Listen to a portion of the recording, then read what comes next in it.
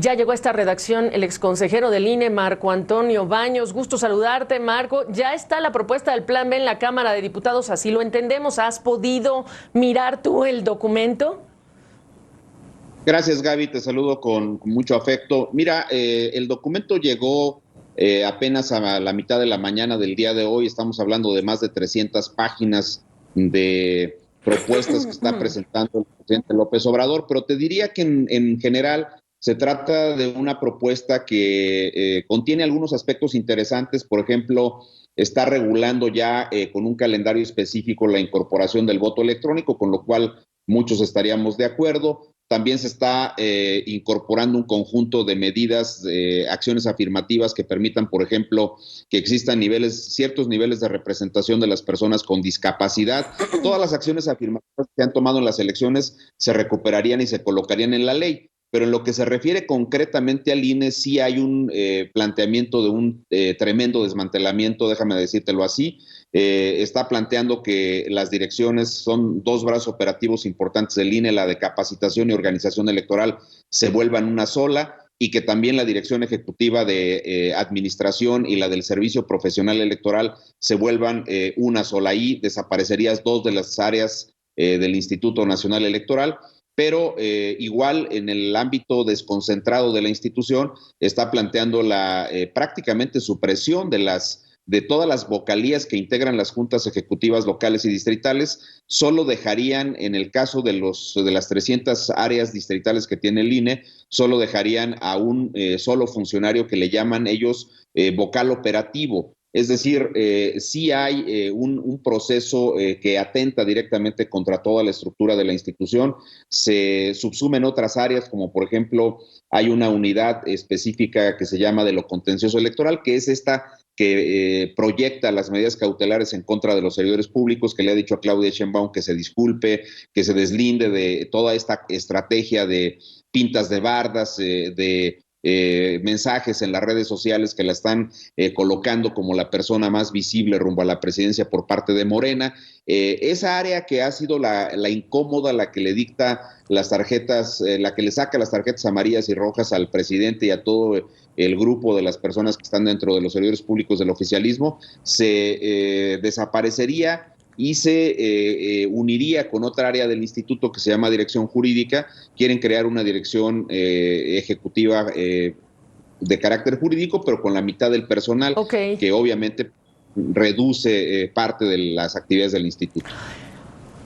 Los ciudadanos, Marco, que te están escuchando en términos prácticos o simples para que lo entendamos mejor, es decir, conectar ese documento, este árbitro electoral a lo que ocurriría o dejaría de ocurrir en términos llanos, ¿qué les dirías?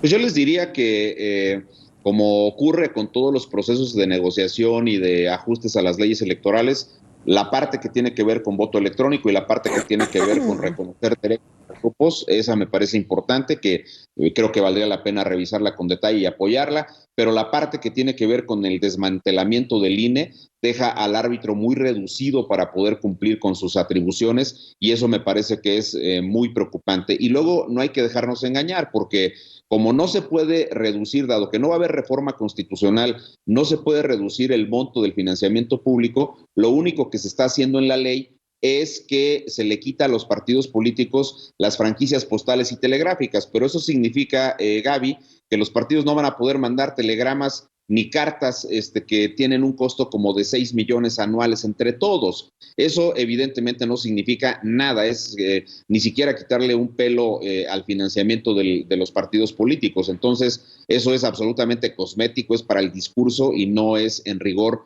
una modificación importante que abarate las elecciones. En el caso concreto del Instituto Nacional Electoral, sí hay un desmantelamiento tremendo el que se estaría haciendo, y obviamente pues vamos a ver qué hacen en las leyes locales para ver cómo le va a los tribunales locales y a los institutos estatales electorales. Claro, y esta es una primera, digamos, un primer brochazo de lo que apenas vamos a comenzar a hablar a profundidad en los próximos días, pero ¿cómo ves tú de aprobarse? ¿Ves un escenario de impugnaciones o qué escenarios estás mirando para cerrar, Marcos?